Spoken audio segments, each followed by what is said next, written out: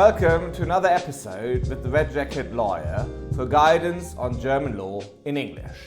Today we'll speak about the Personengesellschaft, the German partnership. We touched on this issue right at the start of the very first video and promised we would get back to it. Here we are. But before we get started, please like and subscribe if you appreciate what we are doing. If you have any questions or queries, please do not hesitate to ask and we will do our best to provide a response. But now, let's get cracking with what is a Personengesellschaft. When international investors look at Germany, they usually talk about the GmbH. But Germany also uses another family of business vehicles, the Personengesellschaften, the partnerships. They remain central in family businesses, professional firms, real estate structures and mid-sized enterprises. In terms of definition, a Personengesellschaft is a business association built around its partners rather than around a fully separate corporate body. The legal focus is in the persons behind the business, their cooperation, their management rights and often their personal responsibility. So what makes it different? In a capital company, Kapitalgesellschaften, such as GmbH or AG, and we talked about those before, the company itself stands at the center. In a Personengesellschaft, the partners are more visible in law and in practice. That affects governance, liability, taxation, succession planning and investor expectations. What are the typical characteristics? Well, they entail strong partnership involvement in management, flexible internal arrangements by contract, personal trust between partner often matters, and liability, as one of the most important factors, can extend to partners depending on the form chosen. Often, attractive tax treatment through transparency or pass-through styles can be affected. But there's also an important warning. Not all Personengesellschaften are the same.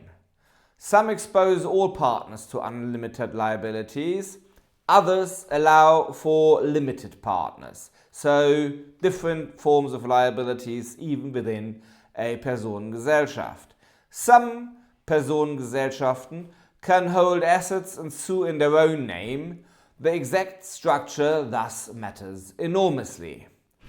There are a great variety of Personengesellschaften in German law, and I'll quickly run you through the main types on which we will focus in future videos. So, first and foremost, there is the GBR. That's the basic civil law partnership. Then there is the OHG, which is a commercial partnership with full partner liability. Then there is the KG, which effectively is a limited partnership with the general and with limited partners, where the general partner is unlimited. Then a common variant is the GmbH and Co KG, which effectively is a KG where the general partner is a GmbH and as such limited again. And last but maybe not least for today, there is the PartG, which is a partnership for certain professions. The question arises why Germany still uses partnerships where it has so efficient and modern corporate structures. And the answer is because they can be practical, tax efficient, private and adaptable. Many entrepreneurs do not need the formal machinery of a fully fledged capital corporation. Family groups often value control and tailor-made governance more than they need corporate formality. And of course, in the context of our conversation, why do foreigners misread German partnerships?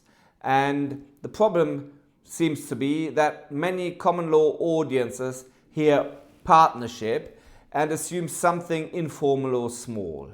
In Germany, that can be wrong. Some Personengesellschaften run substantial businesses with significant assets and sophisticated governance structures.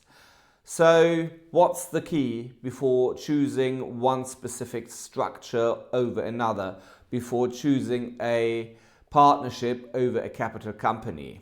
Questions you need to ask is whether you prioritize limited liability, tax efficiency, investor readiness, privacy, management control, or succession planning. The right vehicle depends on the commercial objective. So, maybe in closing, a Personengesellschaft is not an outdated relic. It is a living and highly practical part of German business law. In the next chapter, we will look at the GBR, especially after the relatively recent reform affecting that form of company. For today, that's all. I hope you like what we are doing. Please like and subscribe.